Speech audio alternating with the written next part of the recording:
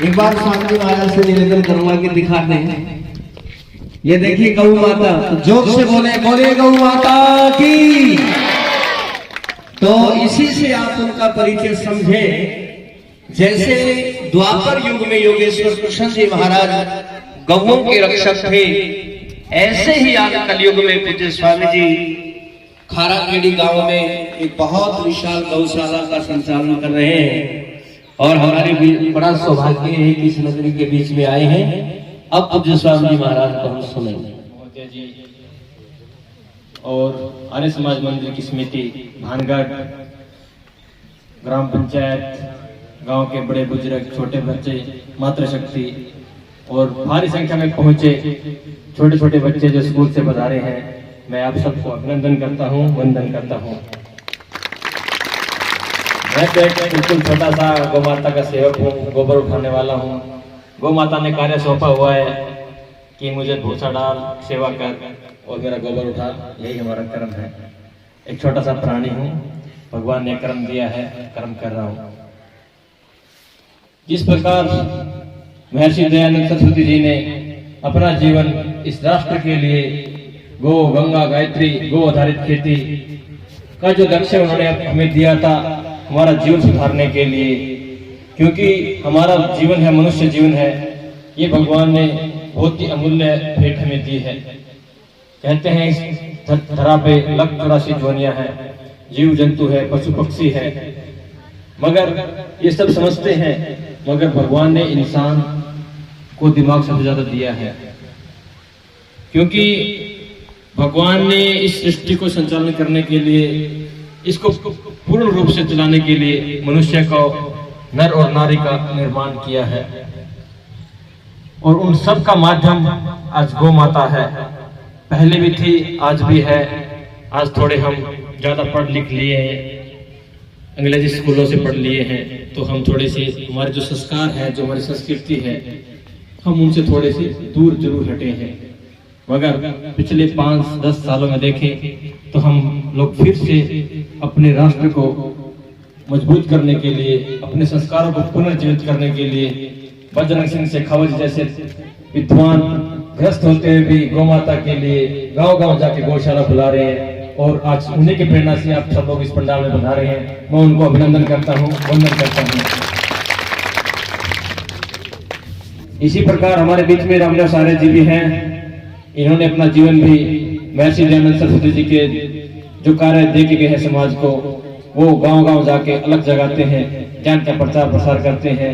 और 2 मेरी छोटी छोटी बहनें हैं जिन्होंने बहुत ही सुंदर भजन गाया कि परमात्मा तो हमारे घर के अंदर बैठा हुआ है। मगर मैं कुछ छोटे से बिंदु ऐड करना चाहता हूँ। मैं किसी कंट्रोवर्सी नहीं करता। मैं भी बजरंगबली का भक्त हूँ, हमेशा से उनकी पूजा करता आया हूँ कि मंदिर भी क्यों जरूरी है। जब एक छोटा बच्चा होता है, जब वो घुड़ालिया चलता है, तो उसको माँ उंगली पकड़ती कि ये भक्ति की उंगली पकड़ के तो भक्ति पे रास्ता चल। जब हम खुद अपने पांव में चलना सीख जाते हैं तो हम माँ की उंगली पकड़ के नहीं चलते। उसी प्रकार भी जो हमारे मंदिर हैं, ये मेरा पर्सनल मत है कि हमें उंगली पकड़ना सिखाते हैं, हमें धर्म के रास्ते पे चलना सिखाते हैं, हमें भक्ति के रास्ते पे चलना सिखाते हैं। क्योंकि हम आज किसी को बोले, छोटे से बच्चे को कि तू दौड़, तो वो नहीं दौड़ सकता, उसको भी किसी का सहारा चाहिए। उसी प्रकार हमारे सबके अलग अलग मत होते हैं। उसी प्रकार हमें मंदिरों को भी एक श्रद्धा का विषय मान के हम वहां पूछते हैं। उसका मतलब वो नहीं है कि जो मूर्ति है वो हमारे से बात करेगी। जो भी करना है हमें खुद को करना है, जो भी करना है हमारी आत्मा को करना है। जब आत्मा काम करेगी तो परमात्मा सहयोग करेंगे। तो यहाँ पे आज छोटे छोटे बच्चे पधारे हुए हैं, ग्राम के बड़े बुजुर्ग पधारे हुए हैं। तो मेरा विषय गौ माता का है। घर वालों ने पढ़ाया लिखाया बहुत है, मगर भगवान कुछ और मंजूर है। इस राष्ट्र की उन्नति के लिए ये छोटे छोटे बच्चे बैठे हुए हैं, इनका भविष्य उज्जवल करने के लिए हमें गौ माता को उससे जोड़ना पड़ेगा। आपके गांव में बहुत ही सुंदर भव्य गौशाला है और मैं आप सब लोगों को अभिनंदन करता हूं कि आपकी गौशाला बहुत ही उच्च कोटि की है। और यहाँ की गौ माता को देख के मेरा मन बहुत ही प्रफुल्लित हुआ, क्योंकि इतनी हष्ट-पुष्ट गौ माता मैंने बहुत ही कम देखने को मिलती है। मैं बहुत सी जगह जाता हूँ, बहुत सी गौशाला में जाता हूँ, क्योंकि हमारा जो उद्देश्य है, जो हमारी पहले गौ माता होती थी और 18-20 लीटर दूध तक देती थी, आज भी अपनी गौशाला में भी है 24 लीटर तक की गौ माता है, इसमें राठी है, साहिवाल है, थारपारकर है, हरियाणा है। तो हमारा शोध का केंद्र है खाराखेड़ी फतेहाबाद में, हम उसका अनुसंधान करते हैं। बहुत सी सरकारें आए गई और आती रहेगी, मगर सरकारें जैसे बदलती है, पहले की सरकारें एचएफ जर्सी को ज्यादा बढ़ावा देती थी, जो एक पूतना के समान जो होती है। जिस प्रकार श्री कृष्ण जी को मारने के लिए पूतना नामक राक्षसी धरा पे आई थी, उसी प्रकार पहले की सरकारों ने, अंग्रेजों ने हमारे संस्कार को, हमारी संस्कृति को खत्म करने के लिए ये पूतना नामक 4 टांग का जीव भेजा है, जिसको हम एचएफ जर्सी बोलते हैं। क्योंकि ये दूध नहीं, ये मीठा जहर देती है। ये तालीम जाने का विषय नहीं है, ये जहर देती है। हम लोग आज क्या कर रहे हैं, जहर पी के मर रहे हैं। हमारा, क्योंकि कहते हैं ना, जैसा खाते अन्न वैसा होता है मन। आज हम देखते हैं, पहले हमारे गुरुकुल होते थे, हर गुरुकुल में गाय, गुरुकुल और गौ आधारित खेती होती थी। क्योंकि जो हमारे गुरुकुल होते थे वहां पे सबसे पहले उपनयन संस्कार होता था। जो हमारे गुरुकुल होते थे, उपनयन मतलब आंखों से ऊपर का हिस्सा। आप पढ़ेंगे, लिखेंगे, नाम रोशन करेंगे, मगर जब गौ माता के साथ हम रहेंगे तो आपको जिंदगी में कभी कोई समस्या नहीं आती। मैं आपको दावे के साथ बोलता हूँ बच्चों, क्योंकि गौ माता होती है, ये माँ होती है। कौन होती है? माँ। जिस प्रकार हमारी माँ होती है, उसी प्रकार ये हमारी माँ होती है। अभी बोलेंगे भैंस भी दूध देती है, बकरी दूध देती है, वो क्यों नहीं माँ होती? क्योंकि जब बच्चा छोटा होता है और उसको किसी माँ के स्तन में दूध नहीं आता, तो उसको भैंस का दूध नहीं पिलाया जाता, उसको 2, 3, 4 साल तक गाय का दूध पिलाया जाता है। गाय का दूध और माँ का दूध दोनों सेम होते हैं। आप बड़े होकर डॉक्टर बनोगे, इंजीनियर बनोगे, तो लेबोरेटरी में उसे चेक करना चाहिए कि बाबा जी बोल के गए थे कि माँ का दूध और गाय का दूध समान होता है। विज्ञान के आधार बोल रहा हूँ, बिल्कुल 100% एक जैसा होता है। और जो गुण माँ के अंदर होते हैं वही गौ माता के अंदर होती है। गौ माता कितना भी जहर खा ले, मगर वो देती अमृत ही हमेशा। तो जैसे हमारी माँ हमारा देखभाल करती है, हमको कोई कष्ट होता है तो हम माँ के पास जाके, उसके आंचल में जाके हम बैठ के सर धर के बैठते हैं। उसी प्रकार भी आपको कोई समस्या होती है तो आप गौ माता के पास जाइए प्यारे प्यारे बच्चों, और उसकी आंखों में आंख डाल के देखिए। कुछ समय बाद ही जो आपके अंदर कष्ट है, आपका दुख है, वो खत्म हो जाएगा। ओनली कुछ क्षण बाद। अमेरिका, कनाडा जैसे शहरों में जिसको स्ट्रेस होती है, वो लोग क्या करते हैं, बिलियंस रुपए देते हैं, बहुत पैसे देते हैं, क्या करने के लिए? केवल गाय के पास जाने के लिए। और हमारा सौभाग्य देखिए, इस धरा पे करोड़ों करोड़ों गौ माता कृष्ण भगवान के सानिध्य में प्राप्त है। कृष्ण भगवान ने करोड़ों गाय रखी, कितने धनवान थे, राजा थे, फिर भी गाय रखते थे, और हम लोग उनके सामने कुछ भी नहीं है। तो मेरा आप सभी छोटे छोटे बच्चों से, मातृशक्ति से, भाइयों से अनुरोध है कि एक गौ माता आपके घर में अवश्य रखें। दूध ना दे रही हो तो भी अवश्य रखें, क्योंकि आप घरों में देखिए हंडे का नहीं पता था, मगर ये गौरव बताना चाहता हूँ, जब विश्व के लोग पास कपड़े होते थे तो हमारे यहाँ ढाका की मलमल पहना करते थे हमारे बड़े बुजुर्ग। इतने समृद्ध और शक्तिशाली थे। इसके कारण वो भी गौ माता के कारण है, क्योंकि गौ माता हमें दूध देती थी, दही देती थी, घी देती थी और गोबर देती थी। और गोबर हम खेतों में डालते थे, यूरिया, डीएपी, पेस्टिसाइड हम नहीं डालते थे। उसी उत्पाद से हम खेती करते थे और उसी खेती से हम अपना आय का साधन चलाते थे। लोग बाहरों विदेशों से अपना अनाज खरीदने के लिए यहाँ पे आते थे और बदले में सोना चांदी हमें देके जाते थे। हमारे घरों में सोना चांदी के ढेर होते थे। आप अपने दादाजी से पूछोगे, घर में टांड होती थी, जो कोरली बोलते हैं, अंदर एक सबसे आगे मकान होता था, वो सोने के भरे रहते थे। मगर आज इतने हम गरीब क्यों हुए? शिक्षा पद्धति ने हमें इतना गरीब किया है। आजकल छोटे बच्चे कौन कौन काम करता है अपने घर में? गाय भैंस की फिक्र में हाथ खड़ा कीजिए। कौन कौन गाय भैंस की सेवा करता है? सब करते हैं। बहुत अच्छा, इस गांव के बच्चे ताली बजाइए अपने लिए, खुद के लिए, क्योंकि ये हमारी जड़ है। क्योंकि जब अपने ये अपना शरीर है ना, ये अपना नहीं है। अभी आप ये शक्ल देखिए, जब छोटे थे तो कैसे थे, अभी बड़े हो गए तो कैसे हैं। 5 साल बाद आपका शरीर देखना कैसा हो जाएगा और बुढ़ापे में कैसे हो जाएगा, ये भी आप देखोगे। तो ये शरीर अपना नहीं है। इस शरीर से जितना उसके काम करवाइए, मन का, तन का, इसी से धन कमाइए। जब आप हष्ट पुष्ट होंगे, बलवान होंगे, पढ़ेंगे, लिखेंगे अच्छा, क्योंकि आपका शरीर स्वस्थ होगा तो ही आप अच्छे नंबर ले सकते हैं। और अच्छे नंबर लेने के लिए मैं बताता हूँ आपको, सबके घरों में एक गाय लेके आना और गाय का घी तपाना और वो खाना, सुबह चूरमा बना के, हलवा बना के, और सुबह शाम क्या करना है, नाक में आपको घी डालना है। सुनो बच्चों ध्यान से, आपको बता रहा हूँ, जिसको सबसे ज्यादा नंबर लेने हैं और अच्छे चरित्रवान व्यक्ति बनना है, इस गांव का नाम रोशन करना है, राजस्थान का नाम रोशन करना है पूरे हिंदुस्तान विश्व में, तो अपने गाय में घरों में गाय रखे और वो गाय का घी माता जी को बोलना तपा के रखे। और तपाने के बाद क्या करना, एक ड्रॉपर लेके आना, जो नाक में दवाई डालने की होती है ना, वो बाजार में मिल जाएगी आसानी से, और उसको डाल के रखना। और सुबह शाम वो घी आपकी नाक में डाल के सोना। आप देखेंगे 2-3 महीने में आपकी समझ शक्ति इतनी बढ़ जाएगी, हद से ज्यादा। सबके अंदर कंपटीशन होगा कि मैं ज्यादा नंबर लूंगा, मैं ज्यादा नंबर लूंगा। और दूसरी बात, कभी भी आपको खांसी, जुकाम, आंख पे चश्मा नहीं चढ़ेगा। किसी चश्मा चढ़ रहा है यहाँ पे? हाथ खड़ा करो, किसे चढ़ रहा है? हाँ, आपके घर में होगी तो कोई भी कष्ट आपके घर में नहीं आएगा। एक सच्ची घटना आपको सुनाता हूँ दिल्ली की। गौ माता सब दुख भी हर करती है, क्योंकि जब हमारे घरों में कोई कष्ट आता है तो सबसे पहले माँ को पता चलता है। जिस प्रकार बारिश आने से पहले कीड़े मकोड़े जमीन से निकल के अपने को पास बोल देती हैं कि आज बारिश आने वाली है, उसी प्रकार हमारी गौ माता भी जब घर के द्वार के आगे बनती है तो कोई भी कष्ट आने से पहले वो बता देती है कि आज घर में क्या कष्ट आने वाला है। इसी प्रकार एक मित्र था हमारा दिल्ली में, उसने भी एक छोटी सी बच्चियां रखी हुई थी अपने घरों में। बिजनेसमैन था मगर गाय अवश्य रखता था, जैन परिवार से था, अभी भी है। तो वो बताते थे कि किसी काम से वो बाहर जा रहे थे, मगर उनको गौ माता जो उनके घर के द्वार के ऊपर खड़ी थी, वो बार बार रंभा रही थी, बोल रही थी कि मेरे पास आ, आज बाहर मत जा।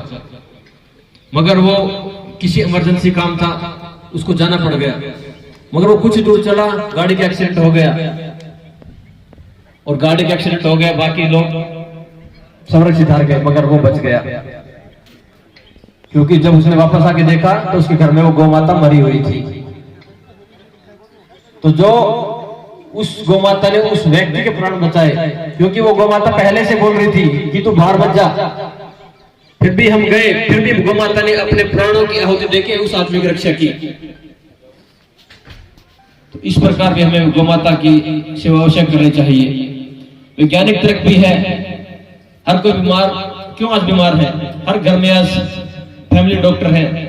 क्या हमारे बड़े बुजुर्ग इतने पीछे बैठे हुए हैं, उनसे पूछिए, अपने बड़े बुजुर्गों के पास अवश्य बैठो बच्चों, क्योंकि जो बड़े बुजुर्ग हैं, दादी है, दादा है, ये ज्ञान के भंडार है। आजकल तो हम सोचते हैं दादा दादी कुछ भी नहीं पता, हमें पढ़े लिखे हैं, मगर असली चीज, असली हीरे ये है। गूगल है, ये सारे गूगल जितने ये बैठे हैं ना, इनसे आप ज्ञान की बात लीजिए, संस्कारों की सीखिए, संस्कृति के विषय में, खान पान के विषय में, कि हमारा कैसा खान पान होता था, कैसे ये इतने हर्ष खुश रहते थे। आज सभी बच्चे बीमार हैं, छोटे छोटे बच्चों को पेट से निकलते डॉक्टर टीके लगाने शुरू कर देता है। क्या पहले इंसान पैदा नहीं होते थे? पहले होते थे, मगर ये गौ माता के सानिध्य में रहते थे, खेत में काम करते थे, बलवान होते थे, और पढ़ाई लिखाई में तो अपने से आज भी ज्यादा है। कोई गांव के बड़े बुजुर्ग को मैथ का दे देना आप हिसाब किताब करने के लिए, हमसे पहले निकाल के दे देंगे वो। नालंदा, तक्षशिला जैसे बहुत बड़े विश्वविद्यालय थे, जहां से विदेशों से लोग पढ़ने आते थे, मगर आज हमारी शिक्षा ने, मैं कोनो शिक्षा पद्धति ने हमारी शिक्षा, इसका दूध भी नहीं पीना आपको, क्योंकि इसका दूध पियोगे तो आप राक्षसी बन जाओगे। कौन कौन राक्षस बनना चाहता है? कोई नहीं चाहता ना। तो घर में शुद्ध देसी गौ माता ही रखे, इसके ऊपर थुई हो, वो चाहे राठी हो, चाहे साहिवाल हो, चाहे थारपारकर हो, चाहे हरियाणा हो, चाहे नागौरी हो। आपकी गौशाला में बहुत जितनी गाय हैं वो सब ज्यादातर देसी है, 99%। एक दो अमेरिकन है, वो जल्दी जीवन पूरा करके चले जाएंगे वो। तो आप घी खाइए और नाक में घी डालिए, अब देखेंगे कुछ ही समय बाद आपकी समझ शक्ति बहुत ज्यादा तेज हो जाएगी, और आप जिंदगी में कभी भी बीमार नहीं होंगे। क्योंकि जब आप बीमार नहीं होंगे, घी दूध खाएंगे, तो आपका जो बॉडी का सर्कुलेशन है, घी के अंदर सभी विटामिन होते हैं। घी कोई डिब्बे वाला घी नहीं खाना, अपने घर में गाय रखना, उसका दूध बिलोना, मक्खन निकालना, मक्खन तपा के फिर उसको निकालना है। कड़ी वाला घी नहीं डालना, कदे बाजार का डालना घी लिया कर बाबा जी बताया गया था, शरीर जाम हो जाएगा। तो मेरा मातृशक्ति से अनुरोध है कि अपने बच्चों को संस्कृति से, संस्कारों से जोड़िए, और जो बड़े बुजुर्ग घर को, उनसे अपने बच्चों को जोड़ के रखिए। क्योंकि जो बड़े बुजुर्ग होते हैं, ये खान होती है हमारी। कोई पुरानी चीज हम लेके चलते हैं, वो हमारे लिए बहुत ही मूल्यवान होती है। तो बड़े संस्कृति होती है। जो छोटी नानी हमारी दादी कहानी सुनाती थी बच्चों को, हम भी देखे हमारे जीवन में, तो हमें बहुत सी अच्छे अच्छे संस्कार कहां से आते हैं। आजकल स्कूलों में संस्कार नहीं पढ़ा जाता, स्कूलों में केवल कागज का टुकड़ा, डिग्री बांटी जाती है। आज जो संस्कार थे हमारे, जो संस्कृति के विषय था, जो धर्म था, हमारे जीवन के 4 आयाम होते हैं, अभी भी है, धर्म, अर्थ, कर्म, मोक्ष। क्योंकि जहाँ धर्म होता है वही आगे बढ़ पाता है, वही संस्कृति हमारी प्रवृत्ति है। नहीं तो आप देखते हैं जहाँ धर्म नहीं है वहाँ कितने युद्ध हो रहे हैं, यूक्रेन जैसे देश बर्बाद हो रहे हैं। हिंदुस्तान की धरा इसलिए टिकी हुई है कि हम सनातन धर्म का पालन करने वाले हैं। धर्म की परिभाषा ये है कि जहाँ किसी को अहित ना हो, दूसरे का मंगलकारी हो, वही सनातन धर्म है। जो दूसरों का अहित करता है वो धर्म नहीं होता कभी भी। और जो भी बने हुए सब पंथ है, धर्म नहीं है। सनातन केवल एक धर्म, सनातन धर्म है, और वो सबसे सर्वश्रेष्ठ है। स्वामी महर्षि दयानंद सरस्वती ने कहा है कि कभी भी जीवन में खुश रहना चाहते हैं आप, तो अपने दिल की सुनिए। दिल की क्या? कि हम कोई काम करने जा रहे हैं, पढ़ने भी जा रहे हैं, बच्चे बैठे हुए हैं, कोई दूसरा काम भी करने जा रहे हैं। अगर ये दिल बोले ना कि ये काम नहीं करना, तो जिंदगी में कुछ भी नहीं करना, वो काम करना ही नहीं जिंदगी में कभी आपको, क्योंकि इसमें आप कामयाब नहीं होंगे। जो दूसरों का अहित करे, जब हम कोई काम करने जाते हैं तो सबका दिल वाइब्रेट करता है, थकने लग जाता है कुछ काम करने से पहले। बच्चे भी पेपर देने से पहले जाते हैं तो सब डरते हैं डरते नहीं डरते हैं कि पेपर कैसा होगा। अगर आपने अच्छे से पढ़ाई की है, सुबह ब्रह्म मुहूर्त में 4 बजे उठा करो सभी बच्चों, और आधा घंटा ध्यान किया करो। किसका? ऊपर वाले का। एकदम से नहीं लगता है तो किसी को अपने गुरु मान के, गुरु से सानिध्य लेके कि किस प्रकार हम भक्ति कर सकते हैं। क्योंकि जब आप भक्ति करोगे, ध्यान करोगे, तो जो ध्यान आप यहाँ केंद्रित करेंगे, तो उस ध्यान से क्या है, आपकी जो पढ़ने की शक्ति है। बैठ जाओ बच्चों सभी, देखो ना।